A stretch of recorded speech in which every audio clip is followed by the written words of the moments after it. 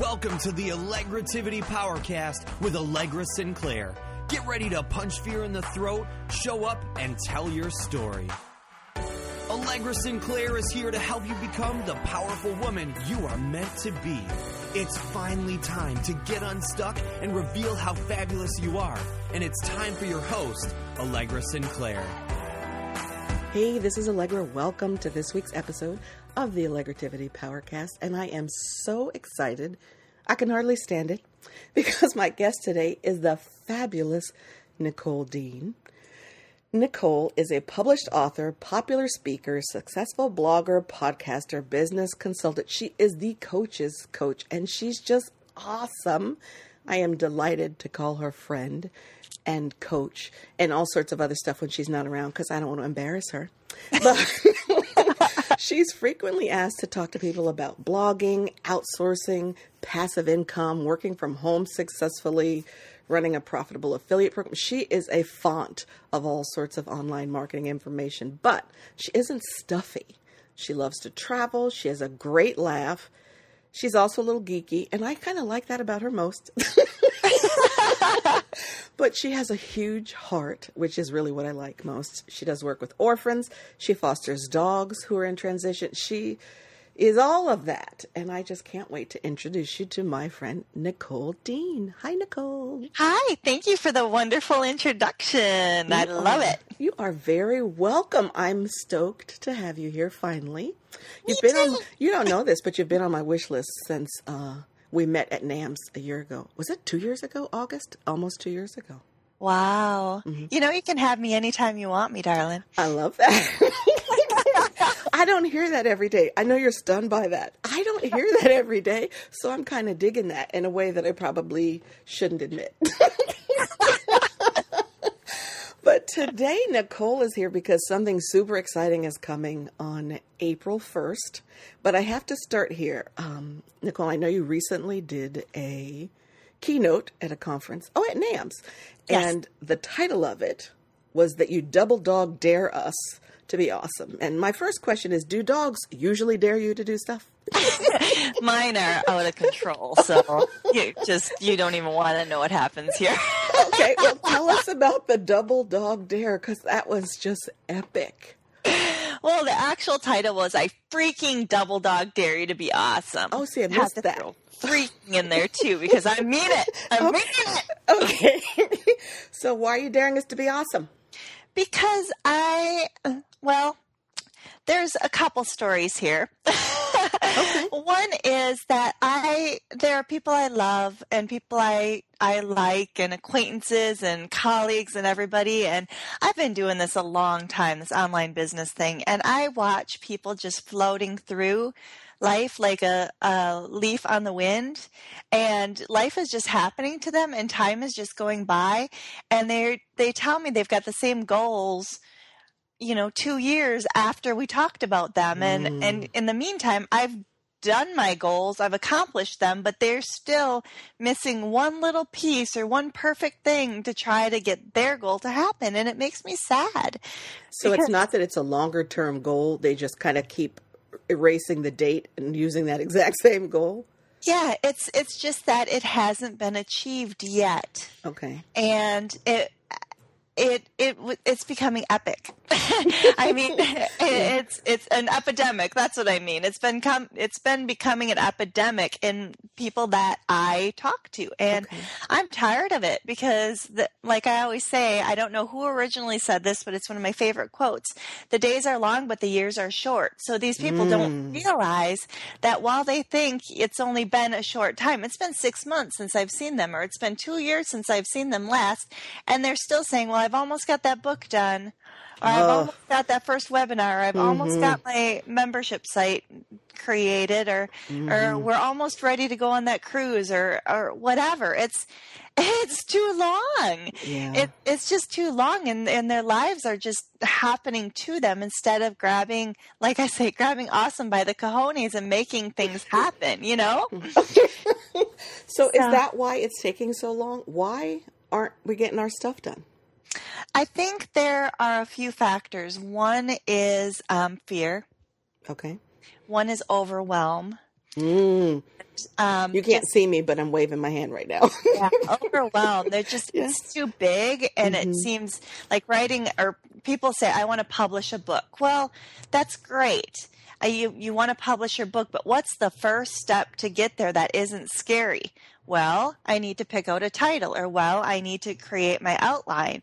Okay, well, let's start with that, because if you keep focusing on I want to publish a book and you don't start taking little tiny steps towards that, then you can't reach that goal. It's going to stay out there as this big, overwhelming thing to you. And so there's a whole story about why now and why I'm creating the movement that we're going to talk about. But that was really weighing on my heart, that I wanted to go into the keynote and just light some fires under some butts and get people to realize that if they've started back in 2010 and they still are waiting to see their goals being met, that might be because they're not taking the right tiny little actions to get there. And that's what awesome people do, is they take tiny little actions towards a goal. I love that. I want to ask you a quick question because I interrupted you. But you said, when I said, why aren't we getting our stuff done? You said it more elegantly than I did. But I said, why aren't we getting our stuff done? You said fear, overwhelm. Was there a third? Well, it's fear of failure and fear of success, both. Okay. I mean, like, the big thing is in setting goals and setting dreams and realizing what they are, it can be paralyzing to people, because, like, at the beach house, at Beachpreneurs, the first night we talk about goal setting. And a lot of times it's very emotional for people. I see them shaking. I see them crying while they're trying to get these goals written down. And, you know, I talk to them about it, and they're like, but what if I don't? What if I put it in writing? The answer is always, darling, but what if you do? Yeah, it's so funny. So I remember when I first started talking about punching fear in the throat, and I have a real Southern Belle mama, and she's like, do you have to say that? And I'm like, yeah, because most of the fears that prevent us from doing stuff aren't as powerful as we build them up in our minds to be. I mean, Amen. We act like they're Batgirl when they're really like a beetle. I mean, we just make them grow to like mythical proportions until they just beat us down before we even started. So, and most of the time you think, oh, they're afraid of failing because then everybody would know. I don't think so. I think people fear success more because they don't know what that would feel like, look like, taste like. And even if it's not great, you might be comfortable where you are right now, and you might not be ready to give that up. The known is a safe place to be, even when it's not. Absolutely. Ooh, that's deep. The known. Ooh, I'm going to have to tweet that. The known is a safe place to be, even if it's not. Ooh, that's all sorts of deep. Okay. It is. So we're not getting our stuff done because of fear and overwhelm. So what does that have to do with awesome? Oh, I have to tell you this. So when I first heard about your project, so when I first started hearing about the project, I was like, awesome. Okay, that's awesome, right? So then everything became awesome. And then I was like, oh, wait, everything is awesome. I don't know if you watched the Grammys, but there was a song that was nominated called, or it might even have been the Oscars. Anyway, there was a song recently up for an award show, and the song was called Everything is Awesome. And I remember the Lego movie. Okay, see, I don't have kids. I didn't watch the Lego movie. But I remember watching the award show, and I was like, this has got to be the most inane song. I hated the song. See, God has a sense of humor. I hated on the song. I told everybody with ears I hated the song. And since I heard about your project, do you know what song is on constant loop in my head? Everything is awesome. That's what I get for hating on the song. Every 5 seconds I hear that in my head. And I even see the performers on stage. And I'm like, okay, this is probably how people felt when I kept talking about the song Happy. Because now it just won't leave me alone. But what is the whole awesome project?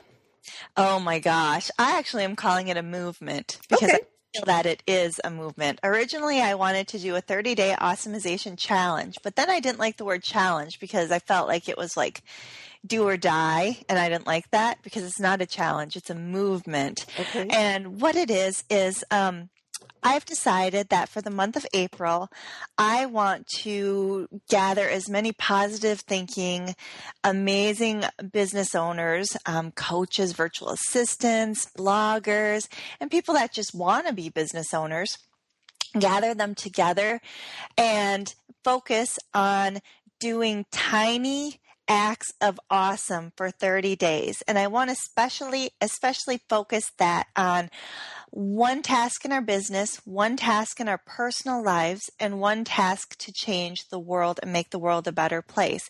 And these are tiny little itty bitty things. They don't have to be, you don't have to be Mother Teresa to participate, and you don't have to be Seth Godin. This is little things like in your business. It may be just brainstorming the title of that book that's in your heart and getting it down on paper for one day. That may be your awesome task because you've been putting it off because it seems scary. Because again, well, what if I put it down in writing, then I'm a step closer to having to do this. Another awesome task might be doing a podcast interview or reaching out to be on a podcast or a guest blog post. It might be there's so many things. It could be brainstorming the outline for your book. It could be setting up a squeeze page so that you finally have a list started. It could be anything, or just brainstorming what you want to give to your list so that you can have somebody set up your squeeze page. It can be teeny tiny. It can be deleting yourself from 20 different Facebook groups because it's just cluttering up your brain. Yes. So do you pick for the day then? So do I do business one day? No, you do 3 a day. Okay. Well, the goal is to do 3 a day. I mean, there's no, I'm not holding a feather to your armpit. If you don't do it, that's between you and the challenge. And if you want to do extra the next day, that's fine. But I'm trying to keep them so simple that they take like 2 minutes or less to do, like in our lives. Yesterday, mine was that I went out into my bookshelf and I picked out 3 books and I put them in a box to donate to the library. I didn't have to go through all of my books. It doesn't have to be this big thing. I just had a box. I picked 3 books. I put them in there. The day before that, I went through my closet and I picked out 3 pieces of clothing that no longer fit me. And I put them into a box that I can donate to a battered women's shelter. I mean, they need clothes. They leave their homes in the middle of the night with nothing, oftentimes grabbing their children and grabbing their purse if they're lucky, and they go to the shelter. They've got nothing. They can't go to work. I mean, without clothing, they're kind of stuck. So the clothing is not doing me any good collecting dust in my closet, but it could make a woman who just ended up going through the toughest experience of her life and who is thinking, oh my God, what now? Drop down on bended knee and thank God that she has these clothes to wear tomorrow. That is an epic, tiny little thing. It's tiny to me, but it's epic to them. Yes, that is a humongous tiny little thing. Exactly. So I'm not even feeling convicted by it. I'm feeling inspired by it because both of those things you just said, I think the magic of the movement is it is so doable.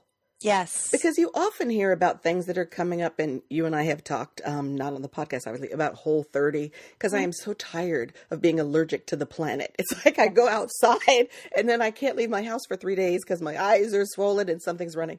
So, but that feels huge to me. Mm-hmm. Whole30, it does feel completely huge to me. But what you're talking about, I think the magic of it is both those examples you just gave. I'm like, oh my gosh, I could do that. Exactly. That, and I'm thinking to myself, wait, that's good enough, right? Because the other magic of what you said was, it doesn't have to be a whole big thing. I didn't have to go through all my books. I went through and picked 3. Exactly. See, my mind's eye would be, I'd have to do a whole project. I might have to get a pods in the driveway. I mean, I just make it too big. I'd have to go through every book, right? But you just were like, hey, it doesn't have to be a big thing. Just find 3. I love that. It's so accessible. And then for awesomizing the world, I mean, that can be as simple as grabbing a piece of paper and an envelope and writing a note to your first grade teacher and sending it to him or her, just saying, I've been thinking about you and I wanted to thank you. I remember this story and I remember this happening to me and it meant a lot to me. And it can be like we talked about, donating clothes, books, food that you're no longer eating because you realized you're allergic to it. Whatever it takes. Something simple like when I lived out in Oregon, one of my neighbors was an elderly man. So every time I went to get my garbage can and pull it up to the house, I would grab his. It took me 2 seconds, but it meant a lot to him. Mm-hmm. So it doesn't have to be big. And actually, I would like to share the story of what inspired the WWAYD movement. Oh, please. Okay, so about a year ago, a little more than a year ago, at NAMS last February, I met a man called James Deering I from know BetterPiano.com. James. He's awesome. Yes, he is. But he wasn't always awesome. In fact, he was quite average. And so I found out at that NAMS that James had lost 70 pounds in 18 months. He had improved his marriage, became a better husband, became a better father to his 5 children, and started a business, all in those 18 months. And what I didn't know is that I was coming down with the stomach flu, so I only had a few moments to talk to James before I had to head upstairs. No. But in those 3 to 5 minutes, I said, James, I got to ask you, because I was just walking past him on my way upstairs as I was starting to sweat and feel pretty yucky. I said, James, how did you do it? You're so inspiring to me, and you're so talented, and I want to know how you went from this average James to awesome James. How did you do it? And he said, well, actually, it was quite simple. And I don't know if I've told you the story yet, but what he told me was this. He decided that he was going to be awesome James, that he was giving up regular James and he was going to be awesome James. So the first thing he did was he sat down and thought, what would awesome James be like? Well, he would be healthier. He would be more patient with his kids. He would have his own business, and he would be a better husband to his amazing wife that he adores. And so then he took it a step further and he said, okay, well, what would awesome James be doing in his day that I'm not doing? How do I get there from here? And so he said, that's what I'm going to do. And so in every minute of every day for those 18 months, he just did one simple thing. Before he made a decision, before he did anything, he said to himself, what would awesome James do right now? And that's what he did. So, for instance, when he went to bed at night, he, instead of setting the alarm for 7:30 and, getting as much sleep as he possibly could, he set it for 6:30. And then when the alarm went off, instead of hitting the snooze button, he got up, he went on a walk, drank a glass of water, went on a walk, got back, helped his beautiful wife to get their 5 kids, ready in the morning because it was stressful for her, as you can imagine. I'm thinking, yeah, Exactly. just a little bit. And then he went off to work, and for lunch, he didn't go through McDonald's. He had packed a lunch because that's what awesome James would do, pack a healthy lunch. And then when he got back from work, what he wanted to do after that long day at work, he wanted to flop on the couch and watch TV. But instead, he walked in, looked around the house, realized the dishwasher needed to be unloaded and that his wife had had a long day as well, and that it would just make dinner go a lot easier if she had a clean kitchen. So he took the 2 to 3 minutes to unload the dishwasher quickly, and it meant the world to her. It was a small thing for him to do, but it meant the world to her. So after a few months of doing what awesome James would do, he discovered something pretty amazing, that he was becoming awesome James. And I thought that was an amazingly inspiring story, and I held it in my heart for a while, but I didn't do a lot with it other than to share his story a few times and inspire other people, but I didn't actually bring it front and center in my own life until January. I was going through a pretty severe bout of depression because that's something I battled my entire life. And and I didn't want to get out of bed. I was gaining weight. Just things were bad. So I was doing the bare minimum of what I had to do. And I was laying in bed one day and I knew that I had this keynote coming up at NAMS. And I told my husband, I'm going to have to cancel it. I am going to have to cancel this keynote that I've been looking forward to so much because I cannot possibly get up there and talk about awesome when I haven't showered in 3 days. and I haven't gotten out of bed, and Mm-hmm. I'm doing the bare minimum to survive right now. Mm-hmm. And so I told him, I said, I either have to kick my own butt and get into re-awesomization mode right now, or I'm going to have to cancel. And so he said, well, don't do anything right now. Let's talk about this re-awesomization and what that means to you. And if it doesn't happen by a certain date, then, we'll talk about you canceling that, because that'll give David enough notice to get somebody else in there if you really can't do it. And so your husband is a wise dude. He is amazing. He actually, I'll tell you one of the things that he told me one day that just stopped me in my tracks. So, anyway, about mid-January, I remembered what James had said, and I started to think about Awesome Nick, and it seemed too big of a leap to get back to re-awesomize. I mean, I was awesome once, and I knew I could get there again because I'd done it before, but it seemed huge and it seemed overwhelming. Mm-hmm. So I just kept going back to what James had said. What would Awesome Nick do in this situation? What would Awesome Nick do right now? And so for me, one of the commitments I made was the Whole30, because I knew that if I had a firm start and a firm stop and firm rules, and I made a commitment that was as solid as my marriage. So there was no excuses. There was no cheating. I had the integrity of, I made the promise to my husband and to my kids. And if I cheated, then I was cheating them as well. So there was no option for cheating. It just wasn't there, because I made a commitment in my soul that I was going to do this. And re-awesomizing my business. I have my business coach, so I reached out to him and I scheduled some VIP days that I was owed, and I planned on going up there, and I did that, and just little things that I knew that I could do to take the focus off of the junk in my head and in my body and, just yuck, and focus elsewhere, so that I was what I wanted to do, what I wanted to see was, if I did awesome, would I start to feel awesome? And that's exactly what happened.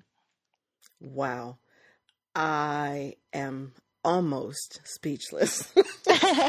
A, I didn't know any of that.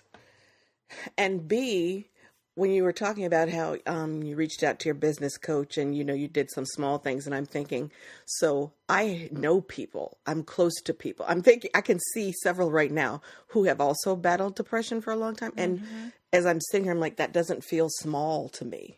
Right. Right. Because I know there are times, one is going through it right now. There are times right now when everything feels like it's just too much for her. Oh, so, even brushing your teeth is like, oh my God, I have to walk all the way in there, and the toothbrush, and which toothpaste do I use? And right. And people who have never experienced it or who have never seen it don't get that. Mm-hmm. Right. So I think there's so much hope for people in that, to have been in a deep depression and not have it be like, like the old folks will say, oh, she's just having a moment, or, oh, just get up and put on some lipstick. No, that's not what we're talking about. Mm-hmm. Exactly. We're not talking about a lack of lip gloss here. We are talking about a very real medical situation. But I think the seed that was planted when James told you the story, and then it coming back to you when it came back to you, wasn't a coincidence, because I believe our steps are ordered. And I love that your husband was able to say in that moment, which I think was probably movement inspiring. Suppose he hadn't said those things about, let's figure out what that might look like for you and what you can really do. Because if you had said to yourself, oh, well, I have to get up and do bam, bam, bam. Like, I have to get up and go through all my books. You wouldn't have been able to do that. No. And then we wouldn't have this awesome movement. Exactly. Right. And I'm just amazed. Allegra, it has amazed me how life altering this has been for people. And we haven't even started yet officially. I mean, I started to share that we were going to do this. People started signing up. Some friends started to promote it too and share and let their people know. And so I set up the Facebook group so we could start on April 1st, but people are so hungry for this invitation that the Facebook group just blew up. Everybody's sharing their awesome stuff. And I'm just like, oh my gosh, we haven't even started yet. And people are like posting about how this has been life-changing for them already. I love that. it is amazing to me. It gives me goosebumps. People have just been hungry for this invitation to be awesome and to be aware and awake to the possibilities that are around them at all times. So let me do something bizarre.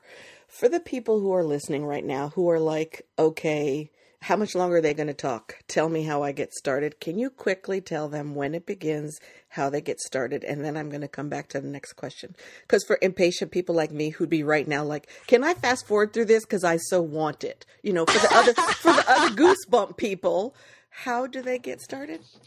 Well, I assume you have a link in the show notes. I do. Mm-hmm. You do. AllegraSinclair.com/awesome. Well, that's where they can go to get started. And what it is it's a Facebook group. We're over 350 people strong in the challenge, not in the Facebook group yet, because I'm still working on getting all those people moved over. Okay. And I'm creating a guide to being awesome that will be provided on April 1st as well. But it's just a simple sign up, and it's for April 1st through April 30th. And what everybody's doing is they're checking in on Facebook and posting what they did. That was awesome. And it's not a competition. It's only a competition with yourself, not against anyone else, but against yourself. And it's a movement to, I keep saying this in all of my interviews because it's so important, but I don't like to think of this as being a temporary change. What I'm hoping and praying that this is for the people that are signing up that I know are hurting and are brave enough to do this. What I'm hoping is that it's a transformation for them, because a change can be reversible, but a transformation is permanent. Like a butterfly. A butterfly, once it turns into a butterfly, never, ever, ever can become a caterpillar again. It just can't. Truth. So, there's another tweetable. Dang, that was so good. I wish I could eat it with some chocolate. I know, right? It gives me goosebumps every time I see it, because that's what I want in my heart too. I want a transformation for myself and for the participants. Allegra, I want a transformation for you. This is what I want, and this is what I'm dreaming for in this month. And so far, the expectations have far exceeded, or the reality has far exceeded any dream that or expectation that I've had about this month. So it's a really simple decision. You just visit the site, you sign up, and then on April 1st, they start getting goodies from you. Yes. Okay. Now, when you said it far exceeded your expectations, because I think that was a brave and bold move. Right? In our universe and since I used to work in PR and media relations, I always focus on negative media first, and because I live on Twitter, right? Because I love Twitter, that. And I find love and friends. And I mean, I find all sorts of good stuff on Twitter, but I do know Twitter has a reputation of being kind of wild and woolly and mean. So were you at all hesitant to talk about this? Like you didn't know how people would respond? I am. I mean, even in the group, that's why I'm charging a nominal fee for the group, because I did not want to make it a free thing where trolls could come in and people that just wanted to stir up trouble and, you know, people that were unhappy and are happiest when other people are unhappy. I don't want them in the group. And if that happens, they will be banned from the group. But yeah, I was concerned, and I'm pleasantly surprised. I'm very pleasantly surprised. But I think the thing that makes it so exciting to people is that it's simple. That they don't have to commit to doing, 10,000 steps a day on their Fitbit if they don't want to. They get to pick what their daily goal is. For some people, if it's 1,500 steps a day and that's what they want their personal goal to be for the entire month, and that's a push for them because, for whatever reason, then God bless them. Though I will cheer them on every single day that they meet those steps, that goal. I will cheer them on. I think I was laughing about the Fitbit because I think you know this, right? So I had lung surgery about a year ago. Oh my gosh. Oh yeah. Okay. So like last March, in ICU, the whole 9 yards, lung surgery. And so like a month after that, I was silly enough to put my Fitbit back on my arm. And I was in the Fitbit community, so to speak, like with my mom and my sister. And my mom is 70 something, 77, 78. She's a ninja. So she's in the bowling league Tuesdays and Thursdays, and two different leagues. And she goes to Zumba, however you say that. She goes to Zumba on Monday nights. I mean, she is a ninja. So she has a Fitbit, and she had been doing 5,000 steps. And then someone told her, oh, you know, the goal is 10. So that sassy little darn near 80-year-old woman was kicking my butt daily in her steps on the Fitbit. And I was like, forget it. I'm taking this off. My mom is kicking. It didn't feel encouraging. I mean, on a spiritual level, I was so impressed with her, but it just weighed on me. I didn't say to myself, you were in the ICU 3 weeks ago. What I said was, your 7-year-old mom is kicking your butt. On Fitbit. So I took it off. My lungs were just exposed to fluorescent lights. And... Oh, no, that had nothing. Like they took pieces out. Oh, no, that didn't enter the conversation. Instead, I was beating myself up because I couldn't do 10,000 steps like my mom. So it doesn't have to be right. It just has to be the truth. So I did that for several weeks. And I remember one day when I finally, because I wasn't even supposed to be exercising yet. Duh. So basically, I'm measuring the steps of me going up and down the steps the few times a day I was allowed. It was ridiculous. Right. But I was excited, right? Because I want to be part of a movement. And my mom was getting more into movement. She's lost like 80 pounds. And never mind that I was not in a position to do that. I just wanted to play. So that's why I was giggling about Fitbit. Not that that's not a worthy goal, but my goal is different. Right? On Fitbit. Yes. And I love that you're saying, hey, I'm celebrating you where you are. I'm not celebrating you based on where these other people are. No, I'm not going to throw you in a pool with Lance Armstrong and say, you suck. I mean, Thank you. It's ridiculous. Right? It's kind of like, I don't know who said it, but there's this great quote that says, wait, that wrong one. Lance Armstrong is a bicycle guy. Okay, so how hysterical is it? I didn't catch that. And I should know that too. Yeah, he rides the bike. What's the guy's name? Michael Phelps. There you go. Yes. Michael Phelps. But, I might throw you in a pool with Lance Armstrong. I don't know if he can swim or not.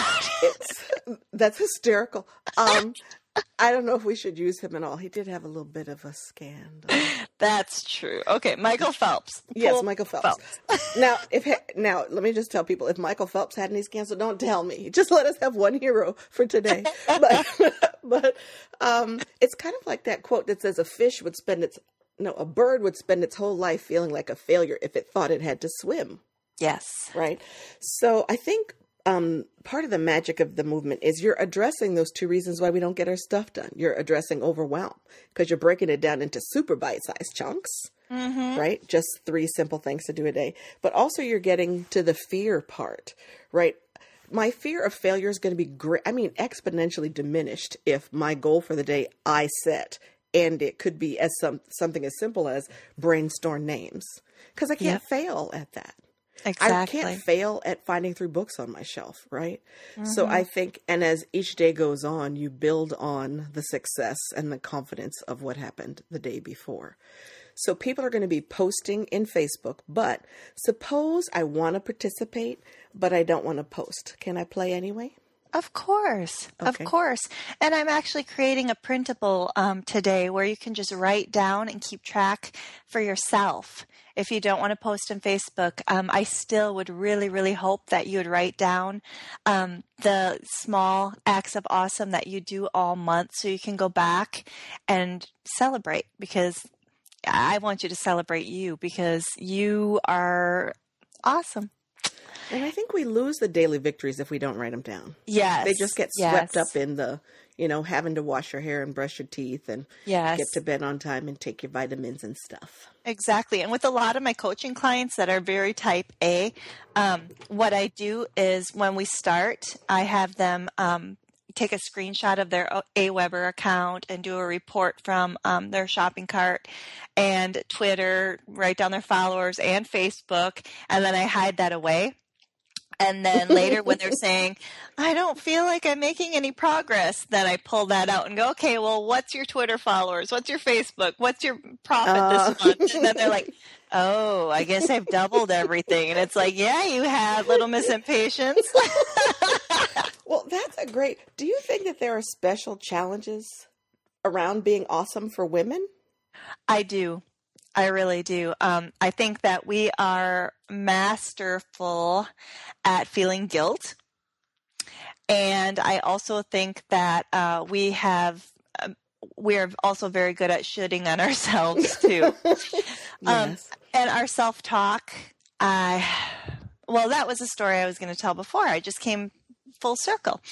When you're talking about my husband, one of the most beautiful things that he has ever done for me is one time I was not having a good day. This was this was very early in our marriage, so, close to 20 years ago, was not having a good day, and I was getting ready for work, and I'm like, blah, blah, blah, blah, blah, blah, blah, about myself in the mirror, and he just tapped me on the shoulder, and he turned me around, and he said, "Don't you ever talk about my wife like that."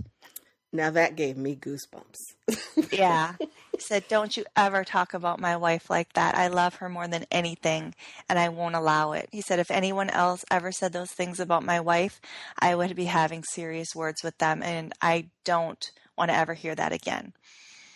And so ever since he said that, I've been trying to keep that in my mind. But even my act of awesome, 2 days ago, I went swimsuit shopping with my daughter, which should have counted on its own. But I was trying on swimsuits, and I realized what I wanted to say out loud as I was trying on swimsuits, and I bit my lip because I realized that, one, I would be talking badly about my daughter's mother, right? If you can follow that. Yep. And two, what kind of an example would I be setting for her while she's trying on swimsuits of her own? I mean, she's a beautiful, perfect, she has a beautiful, perfect young body, and she's gorgeous, but I know that it gets in. It gets in like a foul smelling, toxin, just that negativity does. And so I bit my lip and was extra careful about what words came out while I was in that moment with her, because I didn't want it to be a negative thing for her. I laughed. I tried on swimsuits, and I'd open the door and go, "Look at this one!" And she's like, "Yeah, that's a no."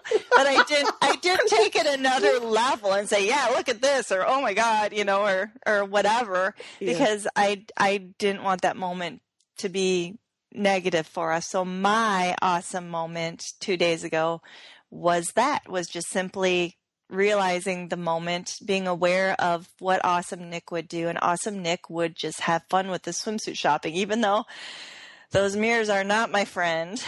But I wanted to set a better example for my daughter and also be kind to my husband's wife. That is epic. I wonder if he had any idea when he said that, how that would resonate now, 17 years later.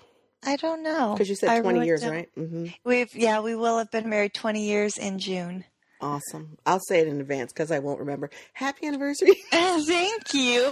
One of my closest, like my best friend ever, her birthday is in March, and I wrote it down wrong once. So for like 35 years, I have been telling her happy birthday on the same day in April every year. Her birthday's in March. So I'm just going to tell you right now, I won't remember when your anniversary is. I'll tell you in the wrong month, but I'll just go ahead and say happy anniversary. That's an awesome accomplishment. Thank you. Thank you. Well, do you think that there are any, well, let me ask the question differently. Are there any negative aspects of being awesome, or have you had some unexpected, you called them trolls earlier, but I'm not talking about trolls necessarily because we see them everywhere, right? I'm still stunned by the level of trollishness on the planet. But have there been any kind of aha moments, or I call them the moments that break my little heart about the awesome movement? Yes, there have been people like my friend Kelly McCausey promoted and shared the Awesomization Nation with her list of her newsletter subscribers, and she got a few responses from people that said, "Well, I don't feel awesome. I don't think I can do this. Just people that were afraid of failing, or afraid of the competition, or afraid of comparisons." And I don't even know exactly what would stop someone, but that made me sad because I feel like okay, you're ready for awakening. You're right there. And just imagine, I can imagine their eyes going from that shady kind of blocked, suspicious look to just sparkling after the end of the month. So, I mean, all I can do is all I can do. And I'm trying very hard to let as many people know about this and pull them into this movement. But in the end, it's kind of like quitting drinking or losing weight. It becomes your own decision. Absolutely. And whether that happens or not is up to you. That's a little break my heart moment too, that someone say, oh, I can't do this because don't think I'm awesome, because I think everybody has awesome in them. And Yes. I hate it when their inner assassin is louder than their inner cheerleader. But the thing I was wondering was, and I don't even know if people would verbalize it, but I often talk to women who would be afraid to say, yes, I'm participating in this thing, or to say I'm awesome because of how people around them might respond. Right. Right. So I'm going to be talking about this a lot all through, because I just love it. Right. Even if you weren't my coach, I would still be saying, oh my gosh, gots to get me. Yes, Mom, I do have good grammatical skills, but just don't listen to this right now. I gots to get me some of that awesome, because it just felt so important and so fun and so necessary and so life affirming at a time when we can't always find that as readily as we would like. And I think I just really am going to spend most of my time in the month encouraging folks, even if they never say a word, to just say it to themselves, right? Exactly. Because it is so much an inside job. So nobody else has to tell you you're awesome, and nobody else has the right to tell you that you're not awesome. Right. I agree. Don't give And them that actually, permission. quite a few people in the group have already said that, have already thanked me for having the group, because in their real lives, they are surrounded by negative people that just can't even fathom, changing the world or growing your own business or reaching goals or, making yourself a better person. They're just are negative. And so they've been absolutely delighted by this group where they can be their true selves and they can strive to be the person that they want to be, and they can be awesome them. I love that too. The what would awesome Allegra do? Yes. Oh my gosh. I think it just makes me giggle and smile when I say it out loud. Although I'm a little afraid of awesome Allegra, because if she's Are you now? more crazy than regular Allegra, then we're in for a way fun. Don't fear the awesome girl. Don't fear the awesome little girl. Enjoy the ride. I was about to say, just pop some popcorn and put your seatbelt on. I love it. Well, thank you so much for coming on and spilling your awesome all over my show this week. I am stoked. If you could wave a magic wand right now on April 30th, what will be different? I will have hundreds of people who are proud of themselves in what they've accomplished, and I'll have hundreds of transformations of people that will never be able to go back to how they were before April 1st. Never be the same. Love it. Thank you so, so much.